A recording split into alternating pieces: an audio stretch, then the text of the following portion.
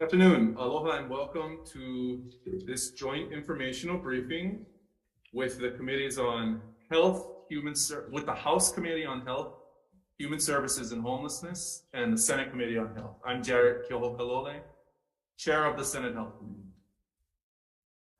I'm joined by Chair Ryan Yamane of the House HHS Committee, and we have several members coming in. I think we'll acknowledge members as we move into the question and answer portion in order to get this proceeding underway. This meeting is being streamed live on YouTube. In the unlikely event that we must abruptly end this hearing due to technical difficulties, the committees will try to reconvene to discuss any outstanding business as soon as feasibly possible. For those participating remotely, we ask that you keep your audio muted until the question and answer portion of the agenda, or unless you are presenting and called upon. Chair, any opening remarks? Thank you. First, we would like to thank the Department of the Navy as well as the Department of Health for making themselves available for this important update regarding the Red Hill fuel spill. I wanted to also thank our Senate counterparts for working with the House jointly to put this on, and our members who are joining us today. In light of what the scope of the remediation and planning, and as well as the update on the investigation, will be presented to all of us today. We wanted to highlight to everybody that this is an important issue for not only those within the community, but for all of Oahu. So again, I want to thank everybody for their participation. Thank you. So we'll move to an update on the Red Hill defueling plan and the investigative report into the fuel leak provided by the United States Navy. Please proceed. Thank you, Senator. Chairman, committee, senators, and representatives, thank you for allowing us to join you today. I'm Disco Bennett, Head of Government Affairs and Outreach for the U.S. Pacific Fleet. And my role today is simply to introduce the three flag officers that we have here for you today. To my left, Rear Admiral Chris Cavanaugh, who is the Director of Maritime Headquarters, Rear Admiral Dean Vanderlei, Commander of Navy Facilities Engineering Command Pacific, and Rear Admiral Steve Barnett, who is the Commander of Navy Region Hawaii. At this time, I'd like to turn it over to Admiral Cavanaugh to talk a bit about the investigation. Good afternoon, and thank you for the opportunity to speak today. I want to start by stating very clearly that the Navy is responsible for the fuel spills at Red Hill on May the 6th and November 20th, 2021, which led to contamination of the water system. These events severely disrupted the lives, livelihoods, and well-being of our workforce, our families, and our community. We owe you and your constituents a full and transparent accounting of what happened, why it happened, and the actions we're taking to safely defuel and close Red Hill. And I want to emphasize that those actions will occur in close coordination with the Hawaii Department of Health, the Environmental Protection Agency, and other partners and stakeholders. On November 23rd, Commander U.S. Pacific Fleet Admiral Paparo directed me to conduct an investigation into the fuel spills at Red Hill on May 6th and November 20th. Once the water contamination was identified, he modified my mandate to examine the cause of that contamination. Rear Admiral Waters, who works for the Navy staff, led a subsequent investigation that picked up where mine left off and included the Navy's response to the drinking water contamination. Because Commander U.S. Pacific Fleet led that response, an external and independent investigator was appropriate. Both investigation teams consisted of military and civilian experts from diverse fields within the Navy. We also consulted several commercial entities for technical expertise and independent assessment. I'll summarize the consolidated findings of those investigative efforts, starting with the sequence of events.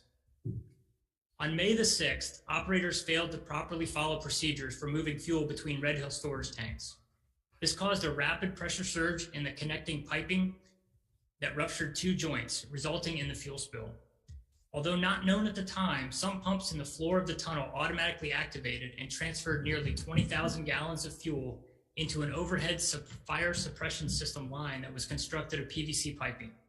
That fuel remained in the pipe until November 20th.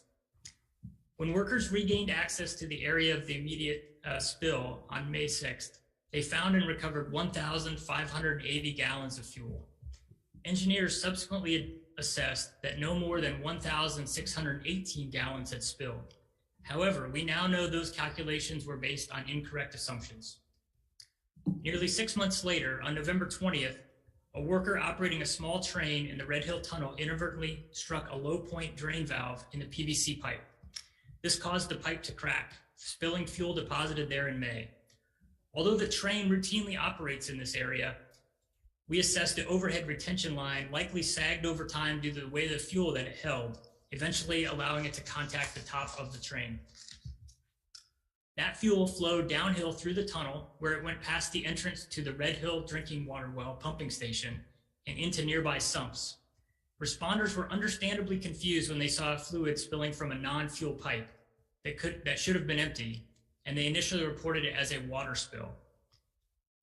Federal Fire Department, Fleet Logistics Center, or FLC Pearl Harbor, and Naval Facilities Engineering Systems Command, or NAVFAC Hawaii, personnel responded. Those personnel were not trained from that piping, but they did assess it was being contained in the tunnel. As a result, they allowed the spill to continue for over 30 hours until that portion of piping was emptied. Vacuum trucks removed fuel from the sumps and the tunnel even while the spill was continuing. Personnel at the scene were aware of the proximity of the Red Hill drinking water well to the spill area, and they verified that no fuel had entered that room where the pump was above the ground. However, they did not understand the multiple pathways to the well below the ground. Specifically, a portion of the fuel that's filled a sump in the floor of the tunnel. From there, it backflowed into a connected groundwater drainage line under the concrete floor of the tunnel. Fuel then exited that drain line and flowed down through the rocks and soil beneath the tunnel to the Red Hill water supply. On November 28th, after receiving reports of chemical smells in drinking water, Commander Navy Region Hawaii secured that Red Hill well shaft. Shortly thereafter, Commander U.S. Pacific Fleet established unified command and control to address the crisis.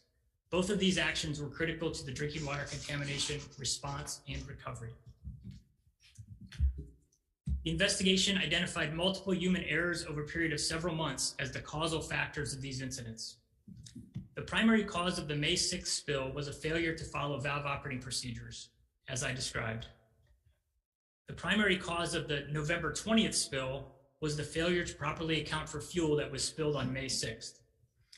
So I'll elaborate on that. After the May spill, personnel checked the control system for those sump pumps and to determine if they ran, and they had no indication those pumps ran. We now know there was a fault in that circuit that caused it not to record the activation of those pumps. Additionally, personnel verified that there was no fuel in an external storage tank where the fire suppression system line discharges. That tank was empty because the elevation profile of the overhead retention line had a low point near the source of the spill that allowed it to hold the fuel without any of it reaching the external tank. Now, importantly, I want to point out that we have an installed fuel accounting system that showed a loss of approximately 20,000 gallons on May the 6th, based on tank levels. Assigned engineers, commanding officers, and the lead Naval Supply Systems Command investigator erroneously concluded that most of that fuel had flowed back into the pipeline due to the void that was there as a result of the pressure transient. This conclusion was incorrect, and it reflects a lack of engineering rigor and a fundamental misunderstanding of the fuel accounting system. Finally, the primary cause of the drinking water contamination was a failure to properly respond to both spills. No one individual took control at the scene. There were multiple leaders, in fact, who worked together, but they gave direction to their own teams, which resulted in significant information gaps. Leaders at the scene were also slow to correct the initial reports of water, even once they learned it was fuel. And more broadly, they made overly optimistic assessments that fuel was being contained in the tunnel and sump system. This prevented senior Navy leaders from fully appreciating risks to the environment in the days that followed the November 20th spill. The investigation also identified several contributing factors. First, the command and control structure at Red Hill was overly complex and not well understood, which resulted in a lack of unity of effort. Second, constructing portions of the fire suppression system with PVC piping instead of steel, along with a delay in maintaining that system following construction, created significant vulnerabilities. And third, neither the base nor the region had conducted spill response training or drills to prepare specifically for a spill like this at Red Hill. In terms of the Navy's communication, our investigation determined that reports to environmental regulators, state and congressional leaders, members of the military and their families, and the public were based on providing the most up-to-date information available to those leaders. There was no intent to deceive or obfuscate, but there were significant missteps. Although the Navy's communications with environmental regulators met the requirements of governing instructions and regulations, the focus was on compliance rather than partnership in the common mission of protecting the environment. In summary, the investigation determined the Navy's operation of Red Hill and responses to the May 6th and November 20th incidents were inadequate. Human error during operations, combined with poor support system knowledge and maintenance practices, resulted in both spills. Insufficient response to those incidents then led to fuel being released outside of containment boundaries and ultimately contamination of the Navy drinking water system.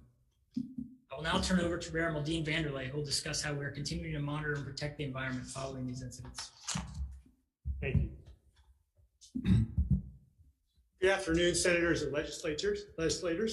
My name is Dean Vanderlei, and I'm the commander of Naval Facilities Engineering Systems Command, Pacific, and the Pacific Fleet Civil Engineer. And for the purpose of this discussion, I'm also a licensed professional mechanical engineer, and I have a master's degree in civil and environmental engineering from Stanford University.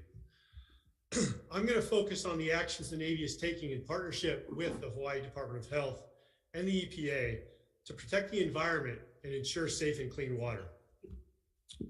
The Pacific Fleet investigation determined a total of 20,957 gallons of fuel was released on May the 6th in 2021.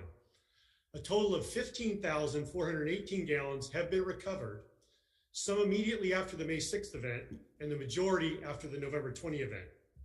An estimated 320 gallons evaporated and an estimated 450 gallons is immediately recoverable in the short term. This leaves an estimated 4,772 gallons that have not been recovered. This 4,772 gallons is primarily in the soil, rock, and water under the tunnel referred to as Adit 3. That's the location of the release on November 20th. Our primary environmental focus is the monitoring and remediation of this 4,700 gallons of unrecovered fuel in order to protect the environment. This remediation will include both direct recovery and the monitoring of the natural decay of the fuel, which happens by naturally occurring microbes that break down the fuel. I'm going to start by summarizing the three primary actions we are taking to protect the environment.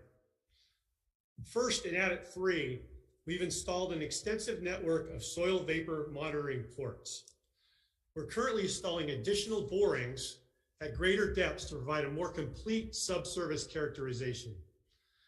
This soil vapor monitoring network provides us information about the fuel sitting in the dirt and rock underneath the tunnel and informs remediation options.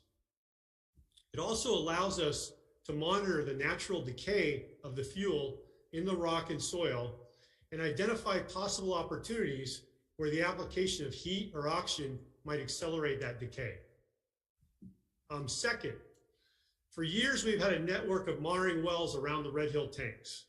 Since this release in November occurred in a different portion of the facility, away from the tanks and away from that monitoring well network, we're currently installing additional monitoring wells in the vicinity of Adit 3 to monitor the aquifer for any signs of contamination in that area. The first two wells are complete, and we have gotten the first 3 samples back from these new monitoring wells from our third-party laboratory. They have all come back showing no detectable contamination in the aquifer in this area, which is very good news. But we will not get complacent and will continue to put in additional monitoring wells to form an extensive network of monitoring wells for long-term monitoring of the aquifer in this area. And if you could put up my slide on the screen, hopefully you'll be able to see, it's a map that shows the location of these new monitoring wells. They are the red dots, which you can see arrayed around the Navy Red Hill well, which is very close to the site of the November 20th release. And there, I think you can see it. We are also pursuing the installation of additional monitoring wells that we call Sentinel Wells. As the name implies, these Sentinel Wells are essentially early warning wells. These Sentinel Wells are planned to be strategically placed between the Red Hill well. Just a second, Admiral. Can we get IT? Can we blow these pictures up to the maximum size, please, so that they can be viewed by the members? Working on it. Got it. Thank you. Okay. Thank you. Thank you, Admiral Vanderlei. Please continue. All right, very good. Yeah, so you can see the red dots kind of on the left side of the slide. Those are dots, which are the Sentinel Wells. So you can see these Sentinel Wells are planned to be strategically placed between Red Hill and the Board of Water Supply wells and the Navy Aiea Halava well to provide an early warning if any contamination ever started to migrate in those directions. And as I said, these Sentinel wells are the light blue dots on the map, and you can see the way they're arrayed between Red Hill and the Board of Water Supply wells and the Navy Aiea Halava well that are shown in dark blue. These new Sentinel well proposed locations are not on Navy land, so the real estate and permitting is more complex and takes some time. We're doing everything possible to work with the landowner and the state to expedite this as much as possible. We anticipate the first of these Sentinel wells to be complete late this calendar year or early next calendar year. We've also become aware of some monitoring wells owned by the Board of Water Supply and others that are shown to be as yellow on the map. These appear to be well located to also act as Sentinel wells. We will be approaching the owners and regulators about adding these wells to the existing Red Hill monitoring well network so that data coverage can be expanded and shared transparently with the public. We're also requesting historical sampling results from these wells. This information will be very helpful for the Navy as well as the regulatory agencies in our efforts to protect the environment and water supplies. We also understand that the Board of Water Supply may be planning to install a new monitoring well in the vicinity of our planned Sentinel wells. The sampling results from that new monitoring well would obviously also be extremely helpful. Third, as most of you are aware, we're currently pumping water out of the Navy's Red Hill well, filtering the water through large carbon filtration units and discharging this filtered water into the Halava stream. We're extensively sampling this water to ensure purity, as well as collaborating with the University of Hawaii to monitor the biology of the Halava stream to ensure no negative impacts. We're pumping this water out of the Navy Red Hill well in coordination with regulatory agencies in order to create a groundwater capture zone.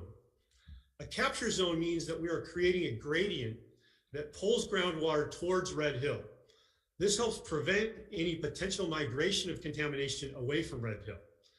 Additionally, I would like to add that our samples of the water being pumped out of the Navy Red Hill well are showing no detectable fuel contamination.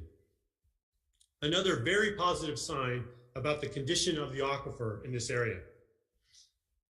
Now shifting gears, I'll briefly summarize our continuing activities to ensure the safety of our water distribution system in partnership with the Hawaii Department of Health and EPA. We are continuing an extensive interagency approved long-term monitoring program of the Navy's water distribution system. During the first 3 months, we've taken over 2,000 samples. This sampling follows this sampling follows safe drinking water protocols to include evaluation and quality control by third-party laboratories certified by the Hawaii Department of Health. This sampling has shown no indication of any fuel contamination in the Navy water distribution system. Finally, we are also in the process of an engineering analysis to develop a scope of work and a cost estimate for a water treatment plant for the Navy's Red Hill well. This scope of work is planned to be complete by the end of August. I thank you all for giving me the opportunity to briefly summarize the actions the Navy is taking to provide safe drinking water and protect the aquifer and the environment. It's our goal to be the best possible partners with the people of Hawaii, to be good stewards of the land and the water entrusted to us, and ultimately rebuild and earn your trust. I look forward to answering your questions after Rear Admiral Barnett provides his intro. With that, I'll turn over the floor to the Commander of Navy Region Hawaii, Rear Admiral Barnett, to talk about defueling. Good afternoon. I'm Rear Admiral Stephen Barnett, and I'm the new Commander, Navy Region Hawaii. Thank you. Thank you for allowing me the opportunity to speak with you. The Department of the Navy takes our responsibility seriously as longtime members of this great community. We know that every action we take must protect human health, it must protect the environment, and it also must protect national security. For these reasons, we've drafted a plan or framework that maximizes safety, and we will be transparent with you through this whole process. Regarding the defueling framework, we understand that it will not receive DOH approval until it provides to DOH an updated plan, complete plan, incorporating all relevant supplemental information and providing fidelity on its milestones and overall timelines. We are aware of that. As Admiral Aquilino said in late June, U.S. Indo-PACOM is establishing a joint task force. This task force will be dedicated to ensuring the safe and expeditious defueling of Red Hill. As they implement the defuel plan, they will coordinate and they will synchronize for safe operations. They will also provide accurately and timely information to all the key stakeholders. With that being said, the Navy has provided an evidence-driven defueling framework that is based on the recommendations of numerous subject matter experts.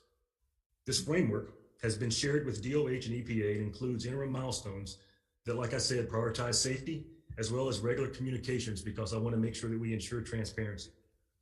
Once Red Hill is deemed ready to defuel, the framework targets overall completion of defueling by the end of December 2024. Within this 2.5-year timeline, we're going to do 5 things. First, we're going to complete the needed infrastructure repairs for defueling. Secondly, we're going to implement operational and training improvements. Third, we're going to conduct quality assurance inspections by a contracted industry expert. And fourth, we're going to exercise facility and spill response plans. And then finally, we're going to completely defuel the tanks.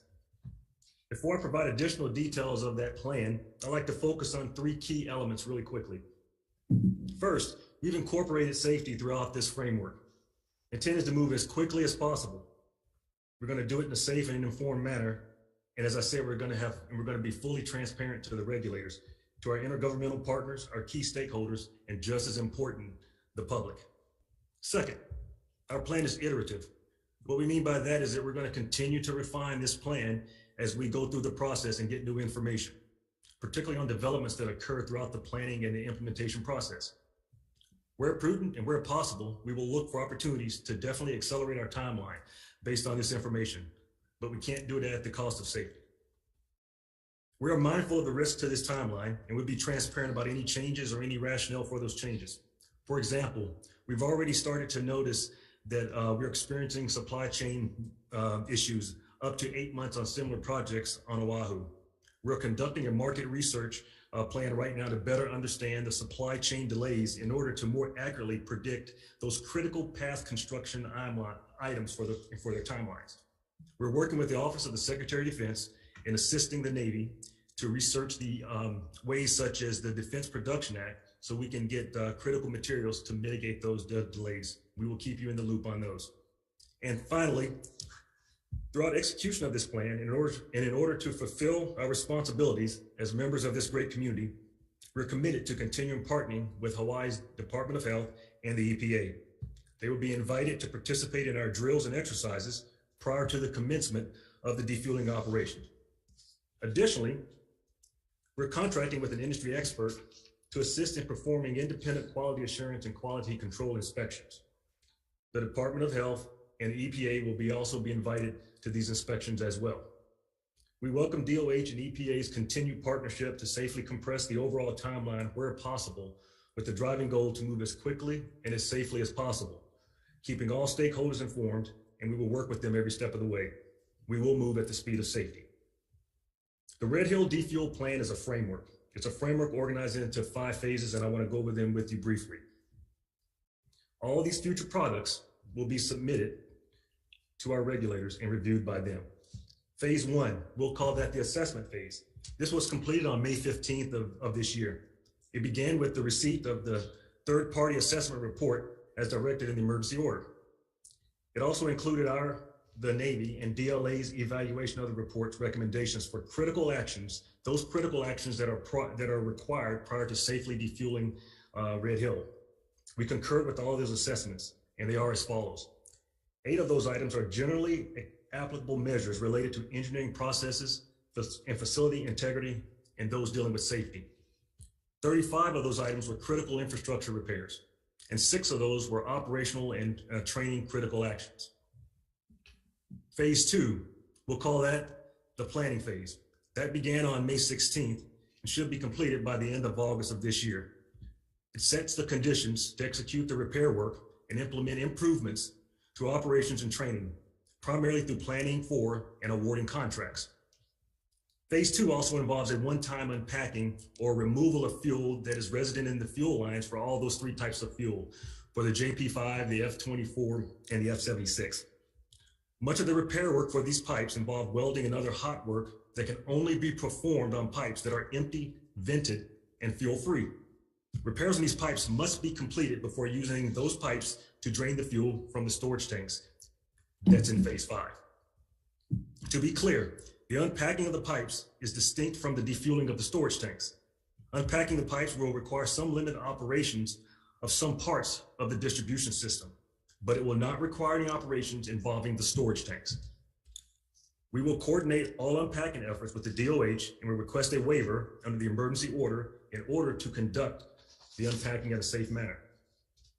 Also in phase 2, we're awaiting the result of additional independent assessments of the fire suppression system and all piping at Red Hill as required and directed by the NDAA for fiscal year 2022, section 318.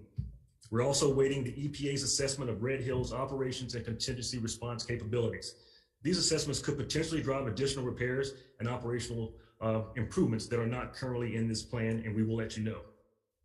Phase 3 is the execution phase, and it's scheduled to start in September of 2022. The current estimate is for 17 months to execute contracts and complete all repairs.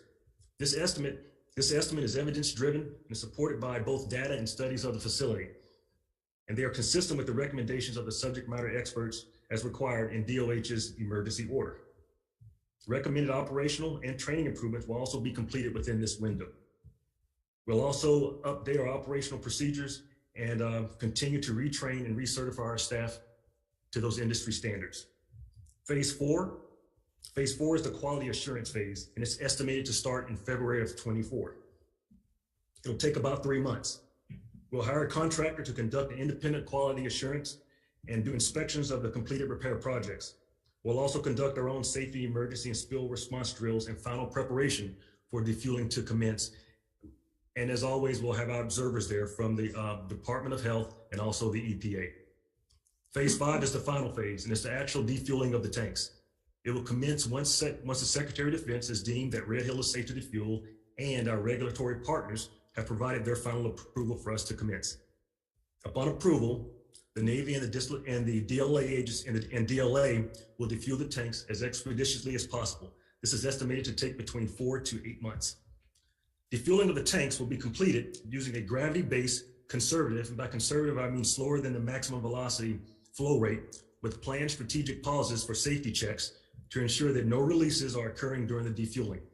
Current planning for distribution of the 104 million gallons of fuel is being developed by DLA and INDOPACOM. I wanted to let you know that we are committed to defueling Red Hill with urgency, but at the speed of safety. We want to do it on timeline to complete the defueling by the end of 2024, December of 2024. We're going to continue to work closely with our regulators. This is a vital piece of this effort. As well, we're going to keep our stakeholders informed. Thank you for allowing me the opportunity to talk with you this afternoon. Rose, thank you very much for your presentation. I especially appreciate that you finished early. So we will pause for a minute and see if we have the Department of Health available to present their update. Hi, good afternoon. Director, are you ready to proceed? Yep. I think we're going to put one slide up. We could share screen. Thank you. Thank you, Chair Kyoho Kalole and Chair Yamane, and to our Navy colleagues, Admirals Vanderlei, Cavanaugh, and Barnett. The comments from the Department of Health mainly surround the defueling plan and how it's very, very incomplete. So we need specific dates and a timeline, and that needs to include time for the Department of Health to review any plans that are submitted. We would ask that we be included prior to the plan being completed and handed to us. If we can work together along the way, we'd probably speed things up and we could flag and catch things a little earlier. Second, we would like clarification and information on unpacking and defueling the tanks. Details on repairs need to be included. The AFFF line work needs to be accounted for. It's not in the defueling plan right now. Specifics on defueling operations must be shared for the regulatory agencies to review them. And third, we need to see a complete spill prevention response plan in case of a spill during defueling or any fuel movement. I'd like to ask Deputy Director of Health, Kathy Ho, to delve into a little bit more specific comments.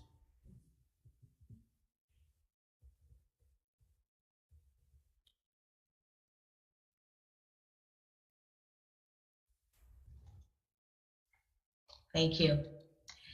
Good afternoon. Can you hear me? Good afternoon. Thank you. Chairs and members of the committee.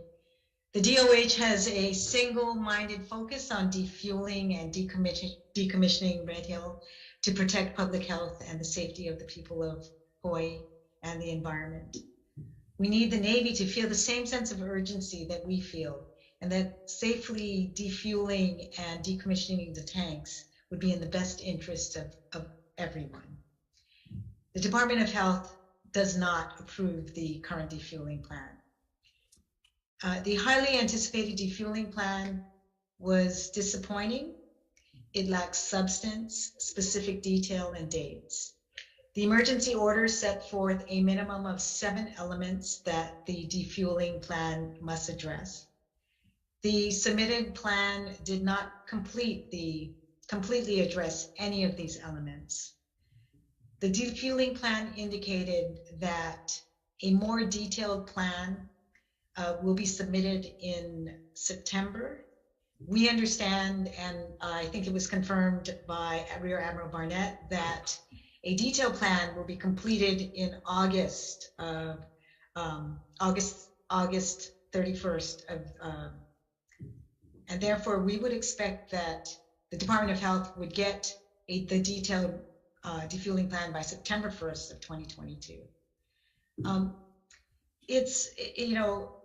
The Admiral Barnett indicated those 5 phases that the plan is going to go through. And phase 2 was the planning, which he said was going to be completed by August. Phase 3 was going to be the implementation of that plan. There's no built-in, there isn't any time built in those schedules, in those phases, to allow for the Department of Health or any other, or EPA, the regulatory ability to review these submissions and meaningfully comment. So we would ask that there is that time to be built in for regulatory review and oversight. We understand that the Navy is evaluating alternative designs for the repair of the AFFF line that was damaged on November 20th, at the November 20th release.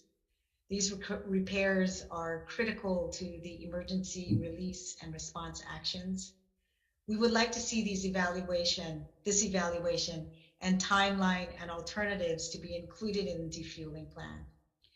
I think equally important and also missing in the defueling plan are the operations plan, the contingency, spill prevention and response plans. The Department of Health will be disapproving the defueling plan, and it will be sending its comments.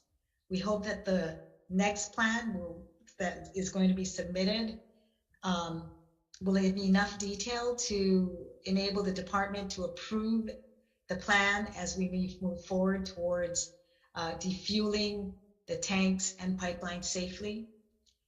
And the Department of Health will continue to hold the Navy accountable for the safely defueling of these pipelines as quickly as possible. Thank you for the opportunity to testify, and the Department of Health will be available for questions. Thank you. Thank you very much. Before we move into question and answer, I'd like to take a moment and recognize the members of the joint committees who are present with us in person and online. In person in the Legislative Auditorium, I'd like to recognize Senate members, Senators Donna Mercado Kim and Bennett Misalucha, and online we have Health Committee Vice Chair Senator Rosalind Baker, Senator Joy San Buenaventura, and Senator Sharon Moriwaki. Chair, Thank you. I'll allow my members to introduce themselves who are present. But we do have Co-Chair Nicole Lowen, Representative Lowen, who is the Joint Chairman for the House Select Committee on Red Hill. And I have myself, Representative Yamani. Linda Ichiyama, State House District 32, Salt Lake, Moba. Sunny Ganaden, District 30, Laura Kali, Deckham. Janine Capella, Representative for House District 5, Konaiko. Oh, and I also have my Vice Chair, Representative Adrian Tam, also on. Okay, now we'll open for questions. Senate members, questions?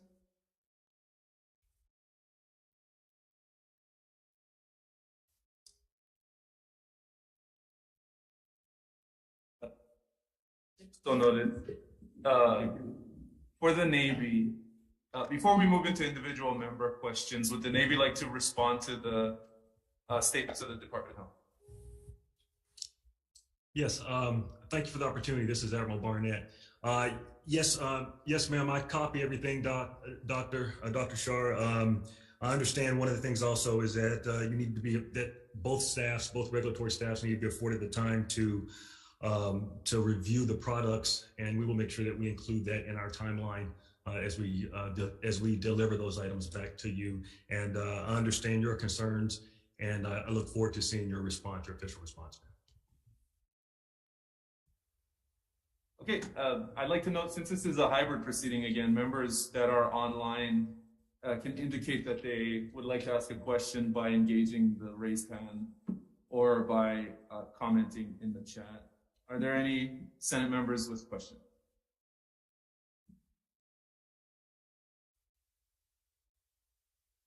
Senator Kim.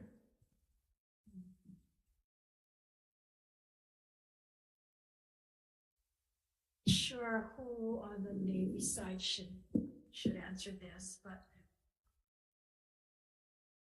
about transparency and about the trust factor that has been eroded because of all of the incidents that have taken place.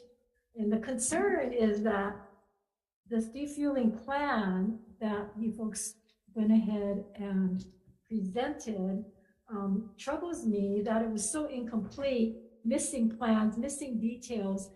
You seem to have experts on your side, and yet a plan that is so disappointing, that is so critical, would be so incomplete.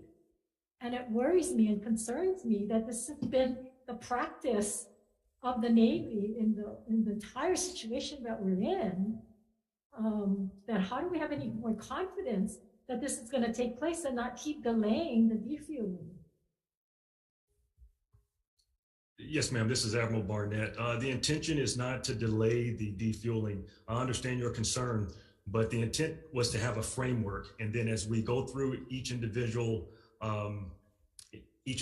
item, provide that as we get through, as we complete those items to kind of supplement the framework to give a complete document at the end.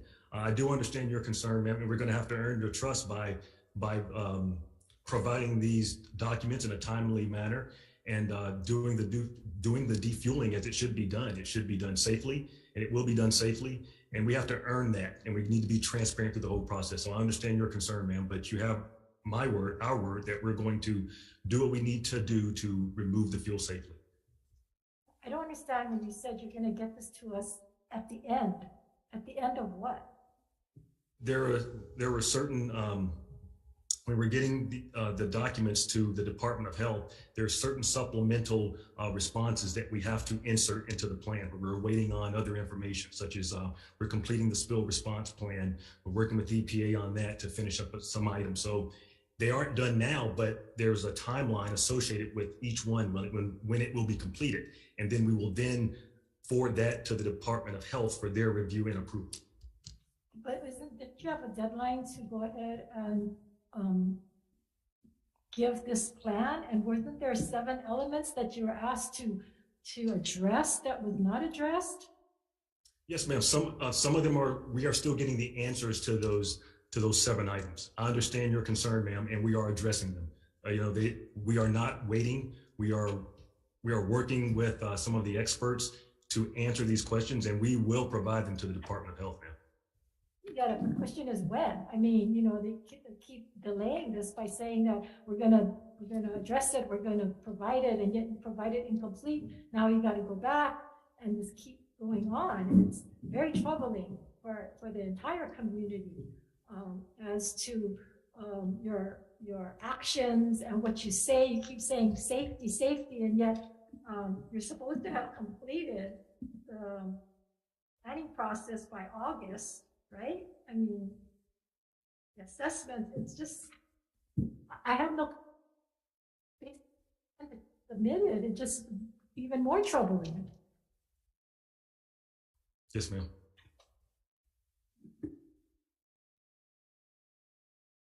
Representative Ganadin, you have questions?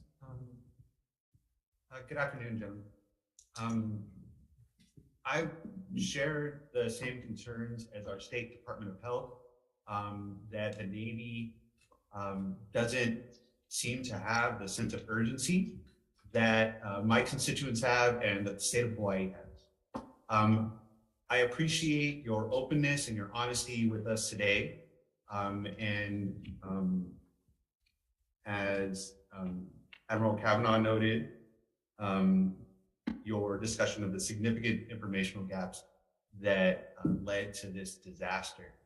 I'm especially concerned about the discussion that Rear Admiral Barnett discussed regarding the framework of 5 phases.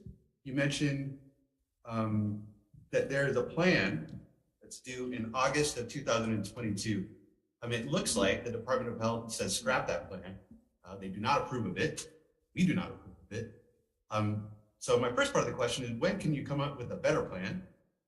And the second part is, why are you continuing to do number 3 of your 5 phases, which is repair the existing pipes?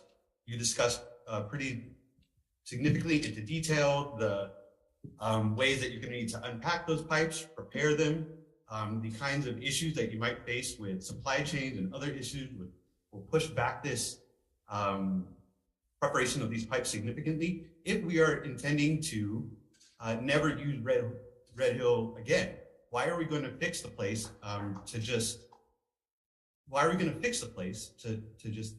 scrap it altogether? When you come up with this plan, is it possible to remove the fuel from the top, the way that has been suggested by environmental advocates and by other folks, including other members of the legislature, members of our executive branch?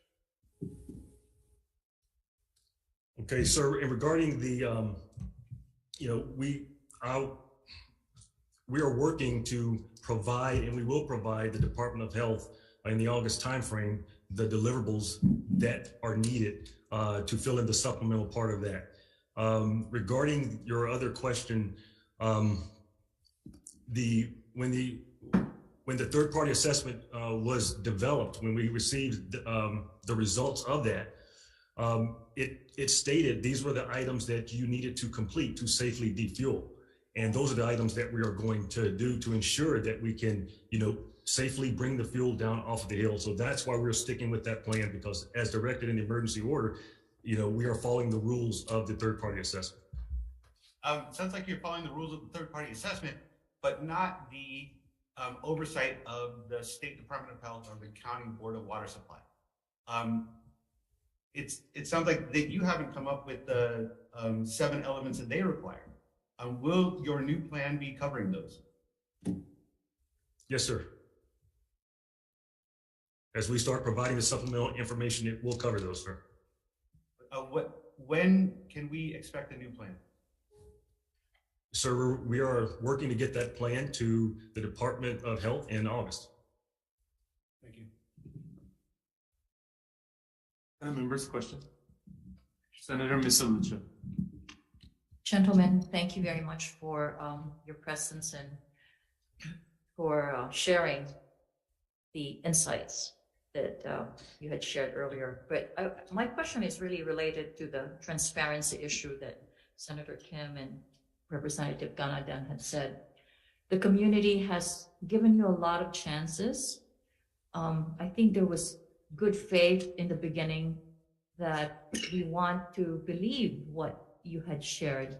But things like the video that had surfaced, where it actually showed how strong the particular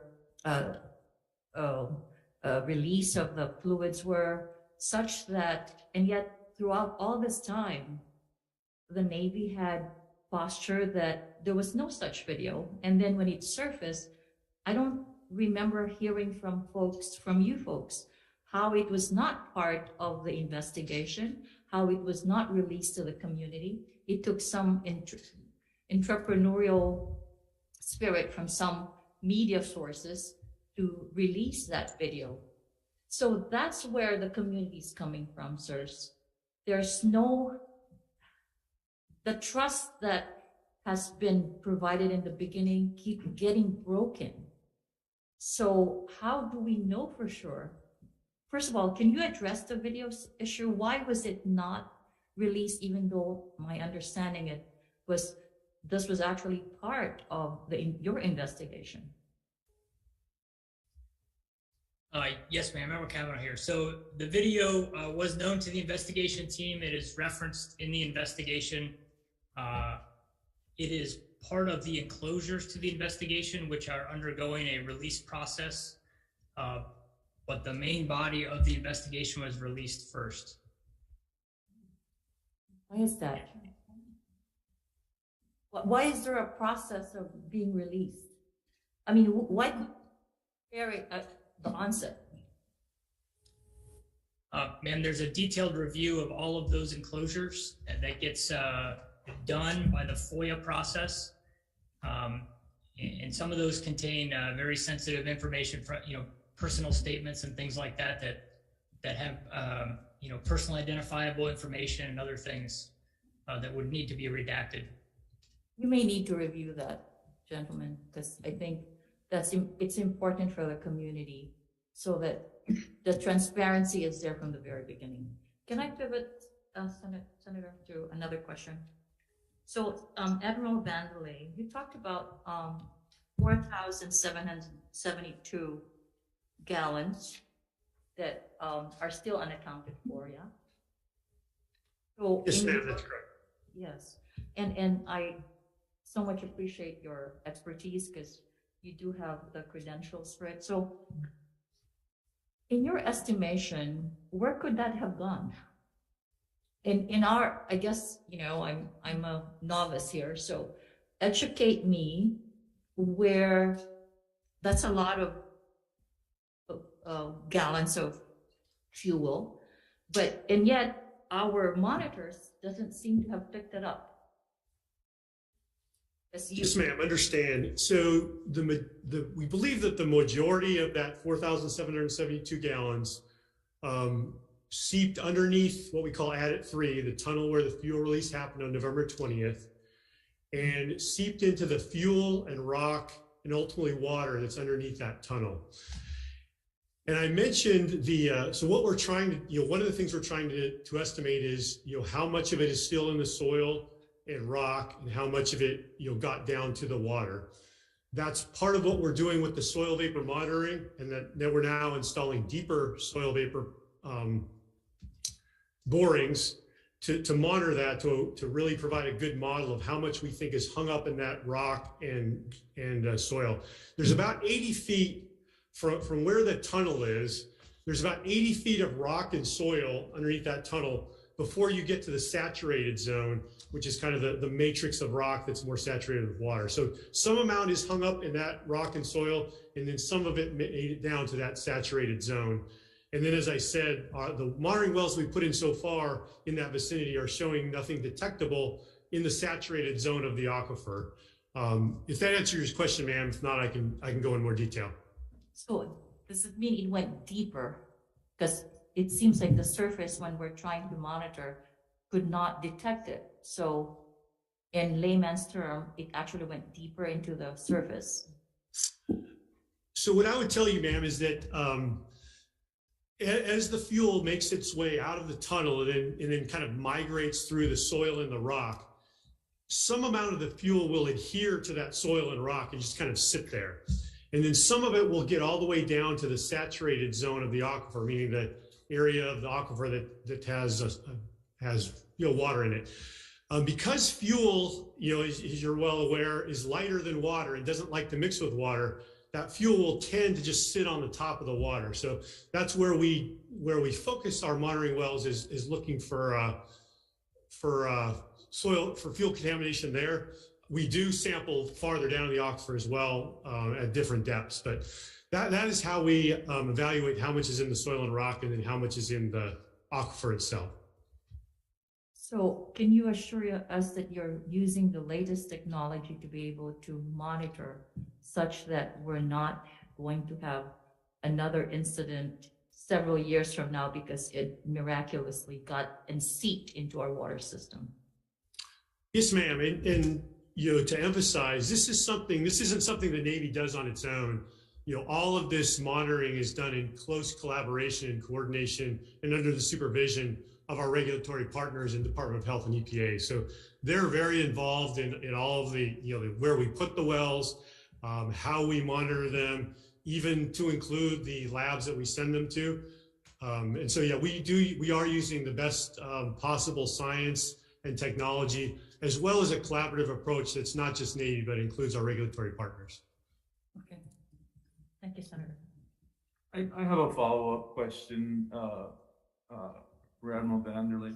You mentioned earlier in your presentation that there's an assumed timeline for the petroleum in the mud under the facility to decay.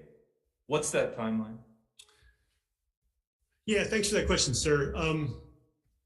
So as I talked about, there's a natural decay process that happens with fuel. There's naturally occurring microbes that essentially decay that fuel. How fast that happens is a function of the area in which the fuel is dispersed.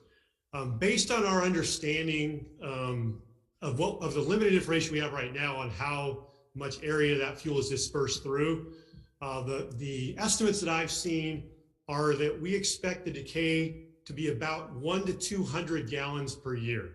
So that would correlate, if you use 4,000 gallons in very rough math, that would correlate to 20 to 40 years if you do that math. That estimate will be refined as we get better information as to how much the fuel is dispersed in the soil and rock, if that follows. But that is something, and again, once we have better information on the rate of decay, we'll again be able to refine those estimates as to the long-term decay and how long that will take. And so, aside from the regulatory requirements that the Navy may find itself under from the EPA or the Department of Health in the future, is it the position of the Navy that it will continue mitigation efforts until the petroleum, as assumed in your reporting, has naturally either decayed or been remediated in some way? Absolutely, sir. So this will be a long-term, monitoring and cleanup effort, that will be ongoing in close coordination, as I said, with regulatory partners, and using the best possible technology, both to monitor and also to remediate. So, we're as I mentioned, there are things that can be done to accelerate that. So the numbers I gave you are just natural decay. Once you start monitoring, and you can monitor temperatures and oxygen levels in the soil, you can identify whether the application of additional heat or additional oxygen can sometimes accelerate that decay. We'll also look for opportunities to actually remediate. So for instance, soil vapor monitoring can sometimes be used to actually remove those soil vapors and the soil that's in those vapors. In some cases, within the borings, we're starting to see some free product that shows up, which again may offer an opportunity for direct removal of fuel. So again, using the best technology available, the best science, and in coordination with our regulatory partners, we will continue to be aggressive about monitoring and remediating any contamination around Red Hill, for the foreseeable future and until that becomes no longer necessary.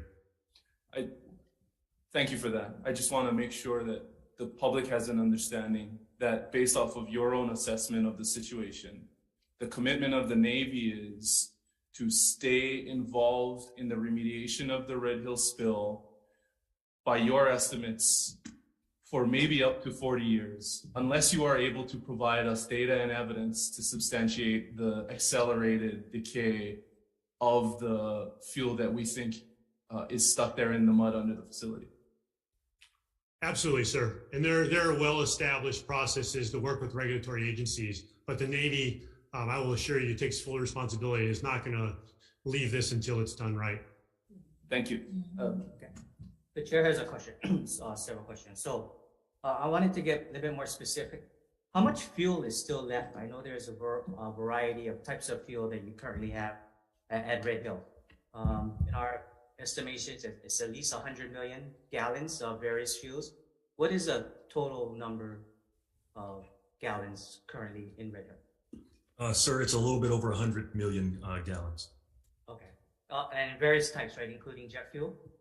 Yes, sir. It's both. Well, it's all three kinds. It's JP5, the 24, and the 76. Okay. Yes, and in your framework, you mentioned that you would take about 17 months to do an execution phase. That's what, to prepare the movement of the fuel safely? Yeah, sir. That's to make the facility safe to defuel. Yes, sir. So that's finishing up the contracts and the actual fixing the things that have been identified. So that's the time that's been earmarked, the approximate 17 months for those. Okay, so then my question goes to then, if it takes over a year and 5 months to make the facility safe for defueling, right? Why weren't these remediation requirements done previously for the last 2 decades, so we're not here today? What happened so that those needed repairs weren't done so that it takes over a year to prepare to move fuel? Hey, sir, I can take that one from an engineering perspective.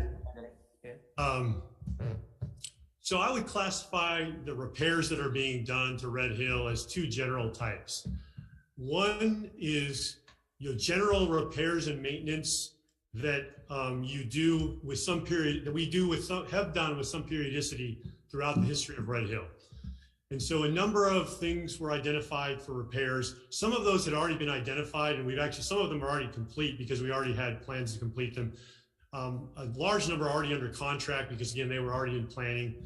And then some additional ones were required, but I would classify those as consistent with the types of repairs and maintenance that we have normally done throughout the history of Red Hill. So those are ongoing. The difference is that instead of just doing those as ongoing maintenance, we're now doing them all to ensure that they're all done before starting defueling so that Red Hill is in the highest state of material readiness possible before commencing defueling. So that's the one type of repair that we're doing. The other type of repair we're doing, I would classify as adding resiliency to the system. And I can probably best explain that with a couple of examples that we're doing that were identified by the third-party assessment. So one of them is that we are currently designing a system that provides a bypass around the isolation valves that would help to mitigate any vacuum that might occur in the lines, which ultimately is what created the pressure transient. So again, to provide an increased level of safety during defueling. Another one is providing a lot more bracing to the lines so that even if you did have a pressure transient, the lines would be better able to withstand it. So those are some other repairs that were not originally designed into the system, but were identified to increase the resiliency of the system prior to defueling. And again, in the interest of the safest possible process, we are currently going through the design to execute that kind of work, if that helps. Okay, Admiral, so also too is, since the Pearl Harbor is an active Navy installation with ongoing maneuvers, and you're still within the last phase of your RIMPAC exercises, are you actively using that fuel to draw it down so that there is less fuel that needs to be moved? And is that part of your contingency plan, or is the fuel just being currently stored, not used at all until you come up with your execution and quality control phase planning? Sir, the fuel is there. It is not being used. It is not being used in support of RIMPAC or any of the activities that are going on. Okay. And then I know in your presentation, you mentioned that it would take 4 to 8 months to safely, once you work with Department of Health to get the timelines to safely defuel, right, all the tanks. Yes, sir. Is the intention of the Navy then to fully decommission the tanks and then fill it so that it's never used again? Or is it going to just be, what is the intention of the Navy and military assets on the future of the tanks once the tanks are defueled? Sir, that's a great question. We're working right now with the Department of Health and EPA on closure plans. I believe it's a November, I think it's a November delivery of a product to them on that. So we started having this discussion last week. The staffs are in communication about, what's the way ahead for the actual, farm once we do, for the facility once we do drain the fuel. Admiral, last question for Admiral Burnett. Some of the fuel that out of this 100 million, you'll probably be storing it either temporarily or maybe permanently on above ground tanks, right? Probably at your installation or PAR. Is part of your planning that you are submitting to Department of Health for the public access is that you're going to have assurances and remediations on those tanks to ensure that there is no unfortunate incident at those sites? Sir, yes, and that's going to be what DLA and Indo-PACOM are actually working through right now. But we will make sure that where the fuel goes will be safe. Okay, thank you. Yes, sir. Members, questions? Senator Kim. Thank you. Thank you, gentlemen.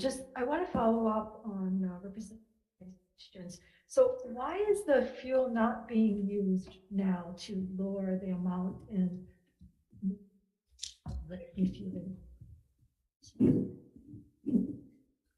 By the emergency order, the fuel farm is actually closed, ma'am. So we're not using any of that fuel we're not moving any fuel from the tanks.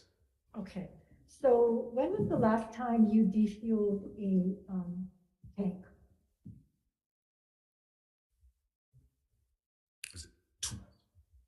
2021 was the last time fuel moved. Okay. And when was the last time you actually took the entire fuel out of a tank, like for maintenance and so forth? Ma'am, I'll have to get back with you on that answer. I don't recall when there was another, you may know based on experience. Yes, ma'am, I can take some of the maintenance aspects of it. So the way that tank maintenance is done is it's done on a rotating basis. So we take tanks down, 1 or 2 at a time to do the recurring, extensive tank maintenance. So your question, when is the fuel facility ever been? When was the last time it was done? when you took out the fuel from the entire tank? When do you mean from a single tank or from all the tanks at A once? single tank. From a single tank? Mm-hmm. Yeah, let's get back to the exact timing. We had, I mean, actually, as of right now, we've stopped the maintenance for, but we had several tanks that were undergoing maintenance right now. Exactly when those were defueled, I don't have readily available. We can follow up with you on that. Okay, the last couple years, say? Yes, ma'am. Okay, how long did it take to defuel one tank? And I do not know that. We'd have to get back to you on how long it took to defuel a single tank. A day, 2 days, a year? I mean, give me some estimate.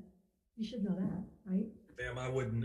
The individuals that actually handle that, they come from our logistics side of the house, and I can get that information for you. I don't want to put anything out that could be misconstrued or could be the wrong information, but I can get that information back to you. Okay. But what I will tell you, ma'am, is that when we defuel in stage 5, it will be a very conservative fuel flow.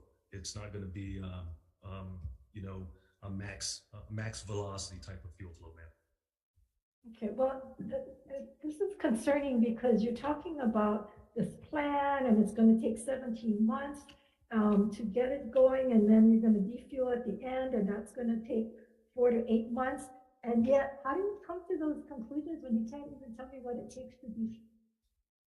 You've done just in the last couple of years. Yes, ma'am. I understand your concerns, ma'am. I'll get those numbers back to you. But I understand your concerns. Question I'm trying to get at, or the answer I'm trying to get at, is you can defuel a tank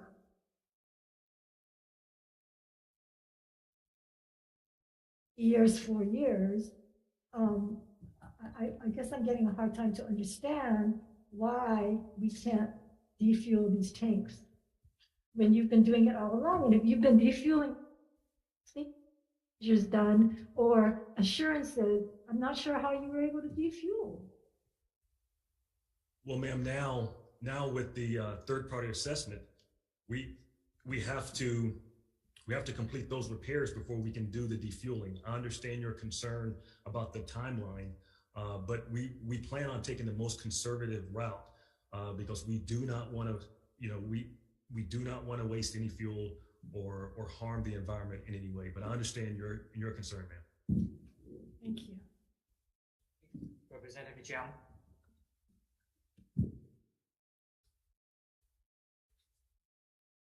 Thank you very much, the Navy, for being here today. I wanted to follow up on the additional monitoring wells and Sentinel wells that you had talked about at the beginning of the presentation. What is your timeline for completing those? Yes, ma'am.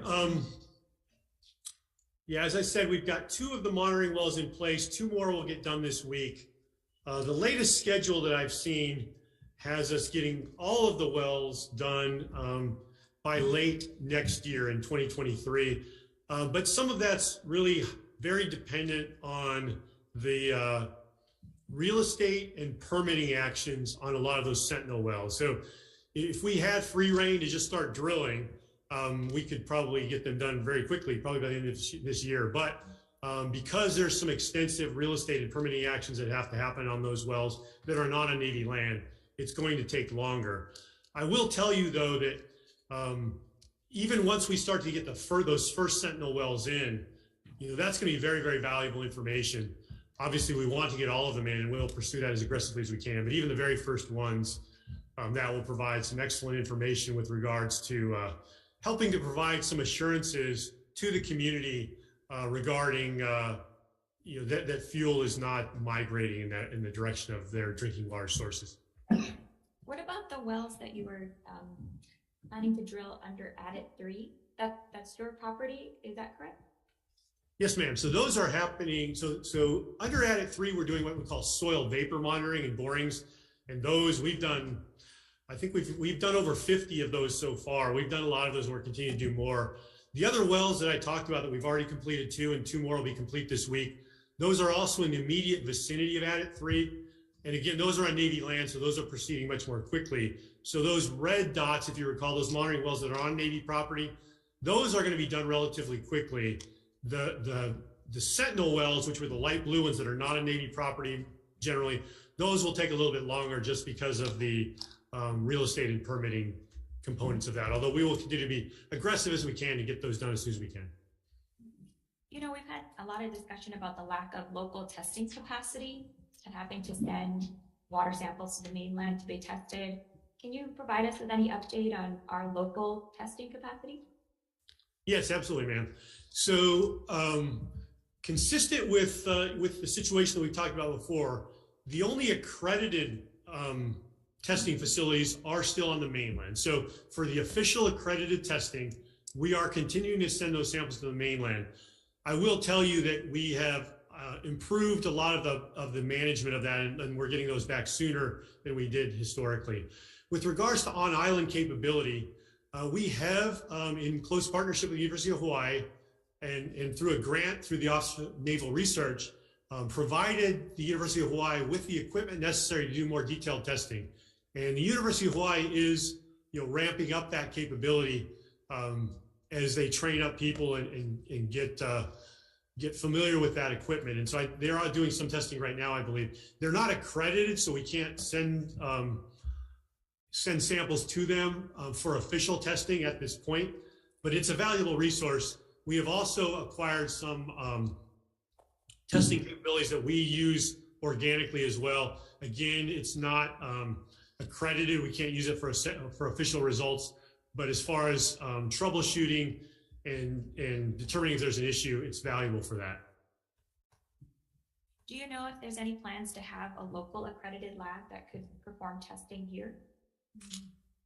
I don't know of any plans, ma'am, and I would recommend that would probably be, as far as the University of Hawaii's plans to ever become accredited, that would probably be a question best directed to them. But I'm not aware of any plans to have an accredited lab here on island, but that doesn't mean that it's not happening. I'm just not aware of any plans. Right.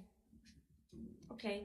And just since we're talking about testing, I was recently at a community meeting at Moanalo High School where there were Navy water system residents who came forward and said that they were very frustrated that their water had been tested by the Navy, but they never heard back on what were the results of that testing, if their water was okay, if there were any contaminants that they should be concerned about. The feedback they got was, oh, you can check it out on our website, but the website is difficult to navigate. And I think for many laymen or regular folks, they don't understand how to interpret those test results. Can you let us know if there is any way that the Navy could help be more direct in communicating the sampling results and in a way that is easily understood for lay people?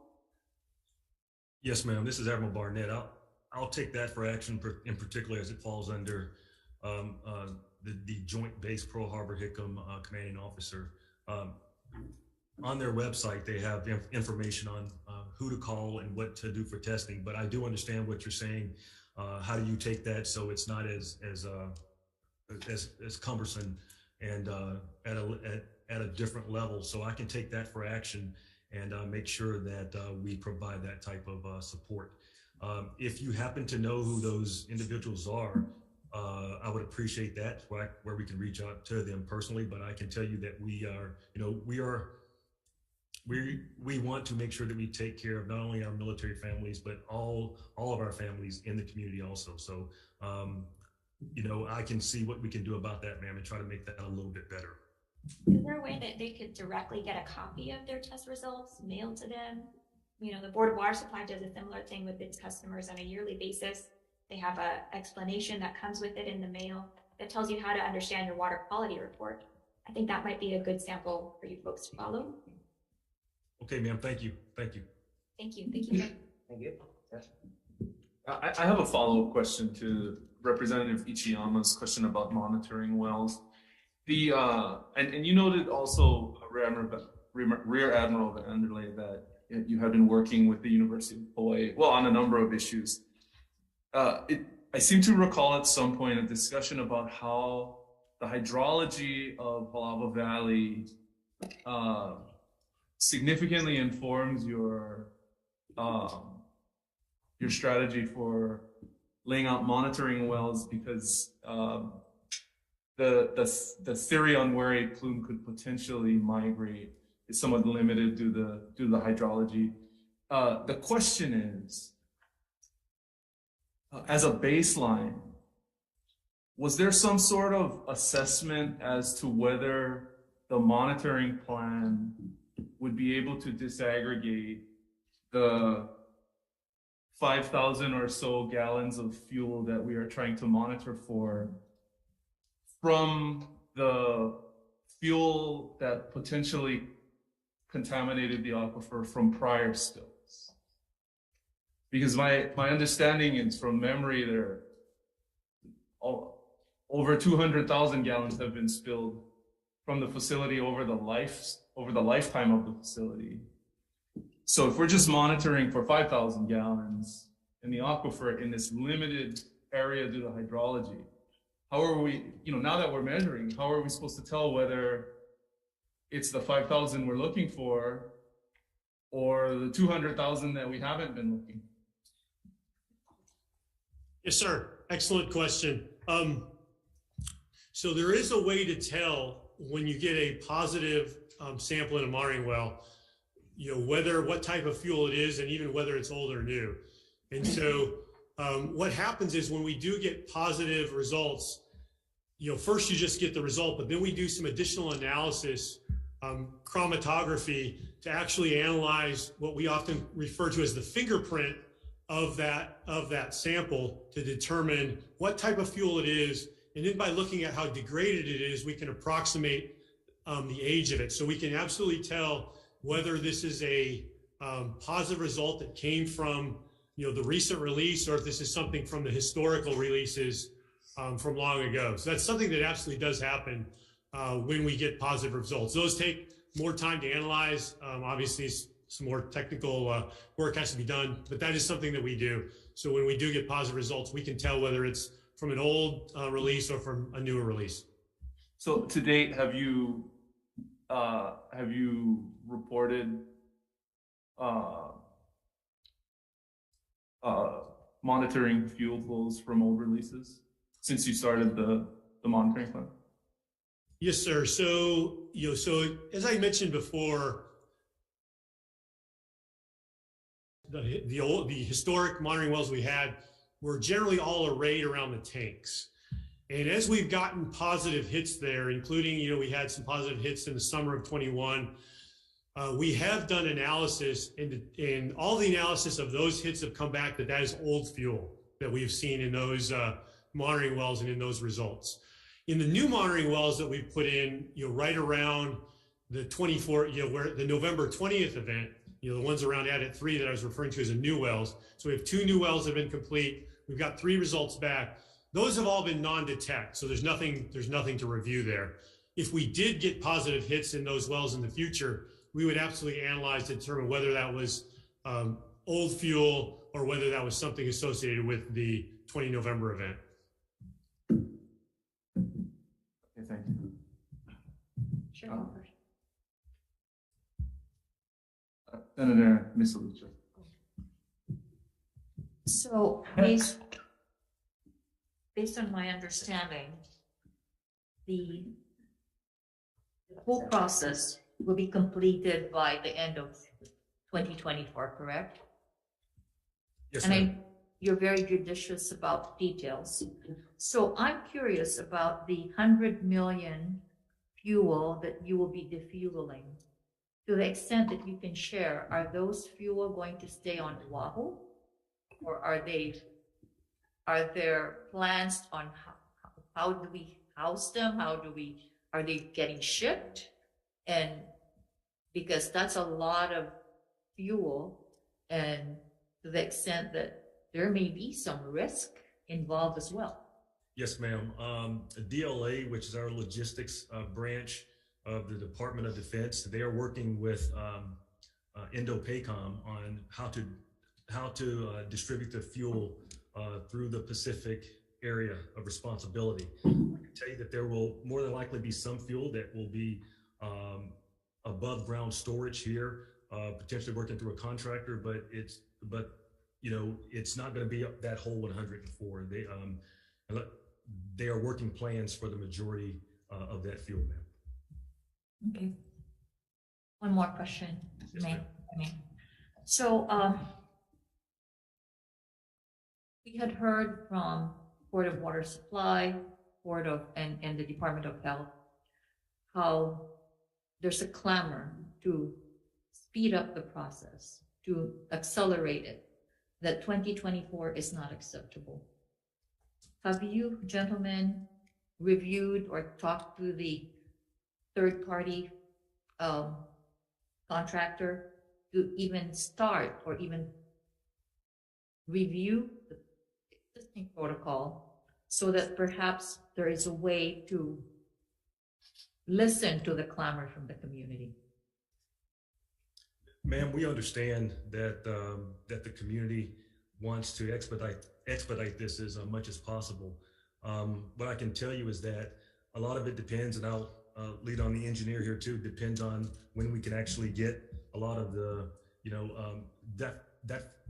the Red Hill facility is a one-of-a-kind type of facility. And unfortunately, some of the things that we need to safely and resiliently move the fuel out of the tanks, we will have to, that has to come from the mainland.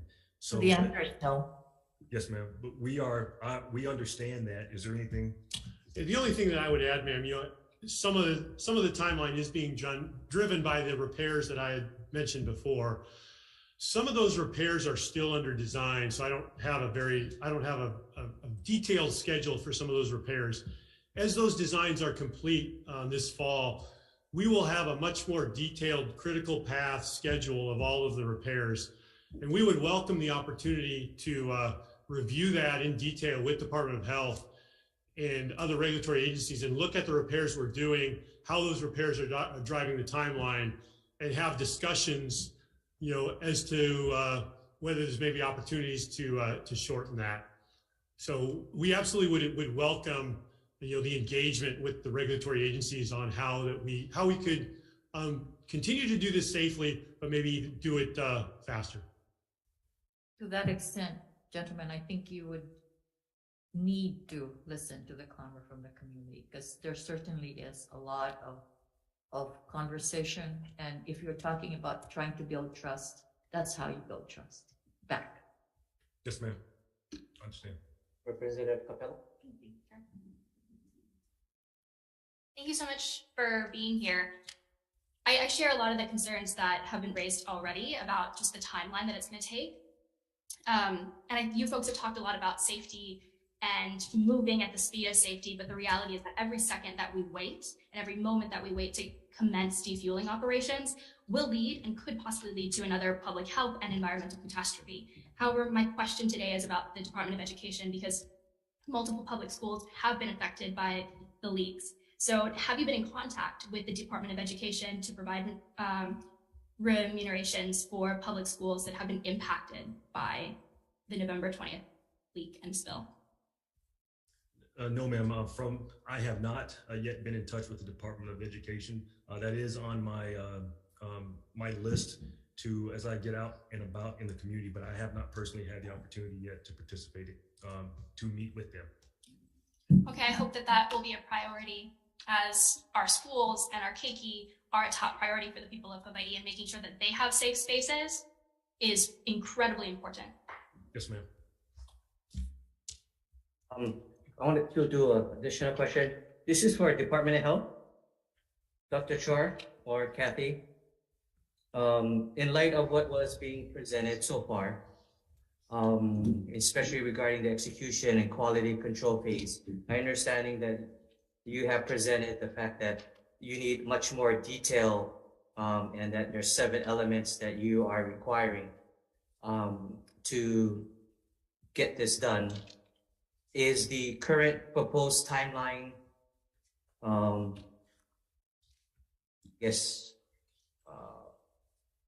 appropriate, or what is the position of Department of Health in your role as working with EPA on the timeline? Is safety, I know safety is always paramount, but safety in regards to the extension of the time delay from 1 year to 2 years, is that an appropriate assessment, or does the Department of Health feel that things can be done in an expedited manner to address these issues now?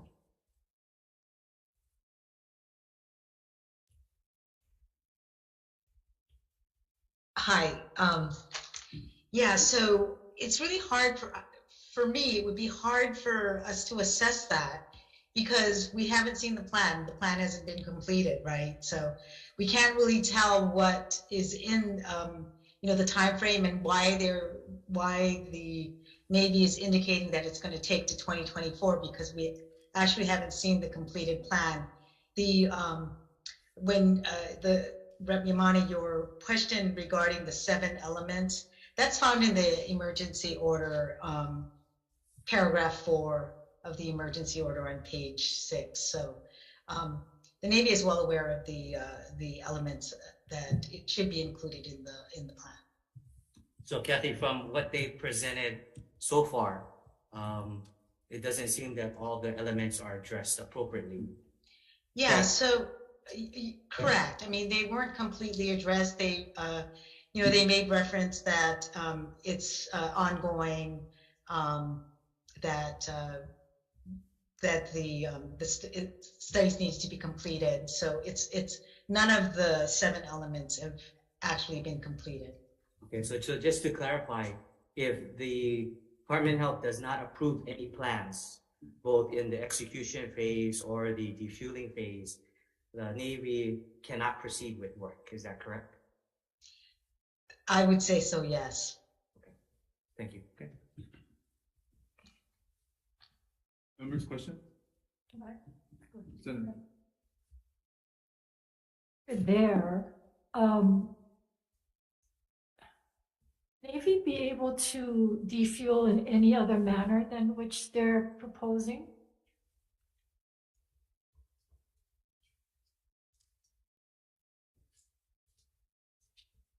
Ma'am, I can tell you that Okay. this is Admiral Barnett. From some of the options that were presented, this is the best way to refuel. I mean, to defuel the tanks. I do not believe that. What were some of the other options? Ma'am, I'm not aware of any viable option to defuel other than through the established, the constructed distribution system that currently exists. Some sort of really unique system like defueling from the top probably actually generates a lot more risk than simply using the system that we have. If somebody has a unique idea, I think we'd love to hear it, but I've never seen anything that a low risk option to do it some other way than through the distribution system we have. Right. The only one that I had heard was from the top, and I didn't think that was a safe way to remove that much fuel. Have you folks reviewed that option with anyone, any experts or? Ma'am, I can confirm, I can check with DLA on what other options they have looked at, but, and I don't know how far that was publicized out, as far as the defueling plan. I can tell you that the defueling plan was vetted through the Office of Secretary of Defense and the Secretary of Navy back in Washington, D.C. And the only one that I had heard of was just someone was discussing the option of defueling from the top. But I will pull the string and see what other considerations, whatever options were looked at.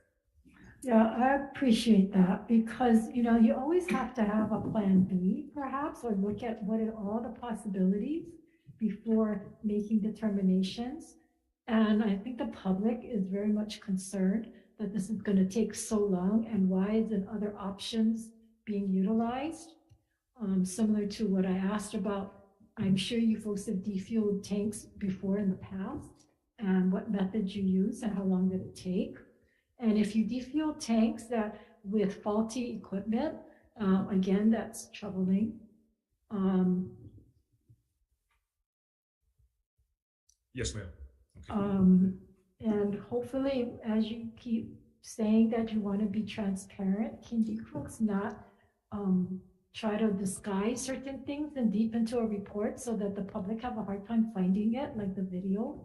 I mean, that's not in good faith when you do stuff like that. And it only continues to erode the trust. So if you're going to talk about transparency and safety, then we hope that you're going to be upfront and not just say it, but actually do it. So your actions are really what counts now. Thank you. Representative Kennedy. Thank you, Chair. As I mentioned earlier, I had the pleasure of representing constituents who live at Hickam Air Force Base. I was just contacted by a constituent. She has a few questions for the Navy. Were Navy families made aware of today's hearing? My understanding, it was publicly announced. Okay. Let's see. There seem to be issues around proper medical care. Is the Navy conducting regular toxicology tests for individuals living on base? As far as regular, the way that the process works is if they, once they report to their medical treatment facility for care, we can track it like that. I do know that there is a database out there where we are tracking and doing surveys, but that was, I think they did a last survey earlier in the year, I believe, and I think they're going to do another follow-up survey towards the end of the year, and we will make sure that working with the medical professionals, that information is put out there so we can get participation. And do individuals pay for these tests, or are they reimbursed? How does that process work? I believe it's via the DoD registry, and I can get more information on that. It is on the Joint Base Pearl Harbor website of medical concerns and you know how a concerned civilian or concerned member can go through the process and actually do that. But we do track these types of things to see where, how far this goes, so we can actually have some sort of record in their records as these go on. I understand, and we're appreciative of a registry and your tracking of this information, but what kind of proactive work is the Navy doing, especially for children, for known health concerns regarding the consumption and exposure to jet fuel? This has happened to Navy families and to civilians here. So what kind of stuff is the Navy actually doing to proactively prevent future illness and the kinds of effects that people have already affected since November of this year? Yes, sir. I can tell you that the registry that I mentioned is called the DOEHR registry, and that's how we track our patients. As far as the individual taking care of our young treasure, we rely on the parents reaching out to the MTF, to the military treatment facilities, so we can track and take care of them. We also go back, and everyone that has stayed on during the crisis efforts last year, they are also automatically registered. I can get back with you, sir, on some more of the treatment things that we're seeing and some of the concerns from the medical side of the house. But as it stands right now,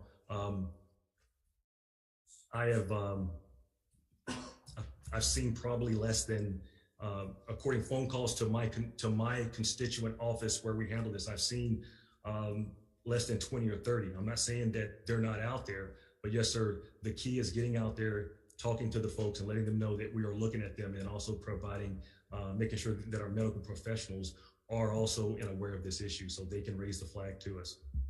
And one last question from our constituent. Is the military doing air quality testing? I don't know if we're doing air quality testing or not.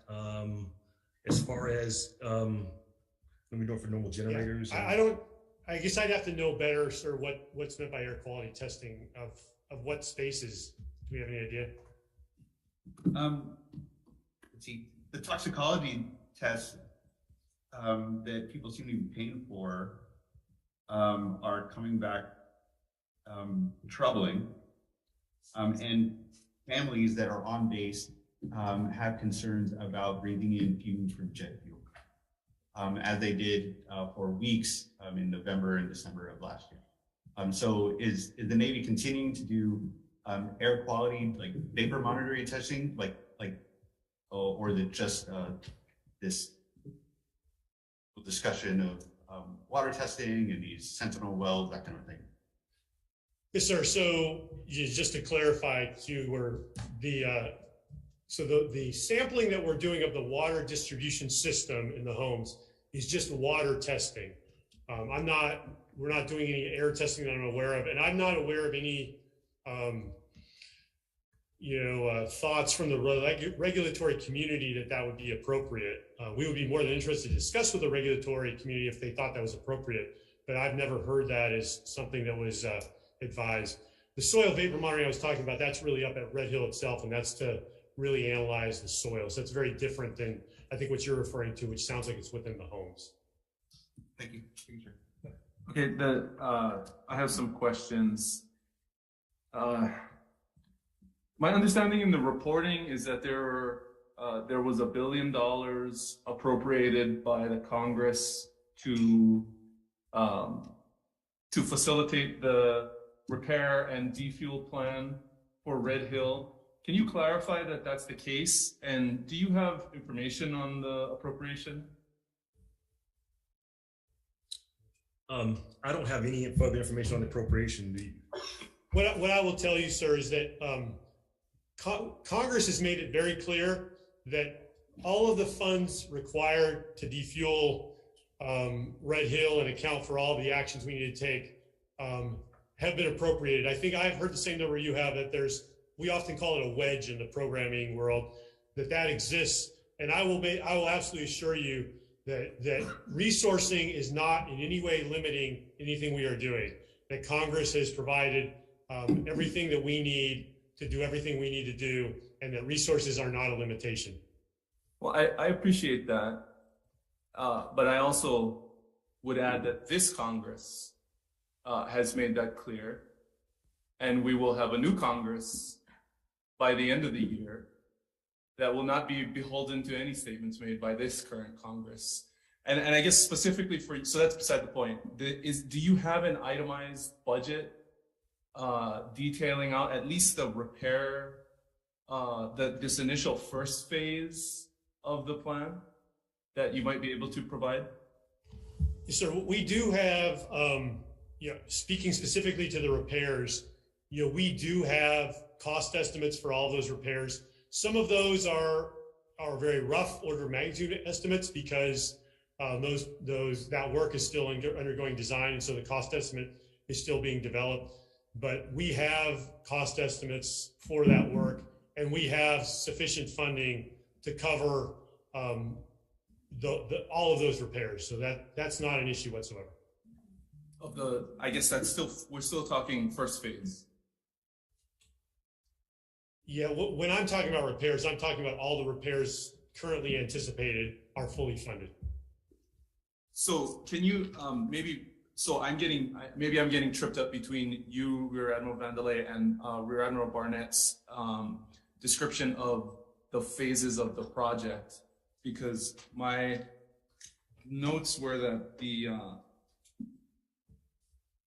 critical, at least the critical actions in terms of repair of the facility in order to facilitate a later defuel would be incorporated in the first phase.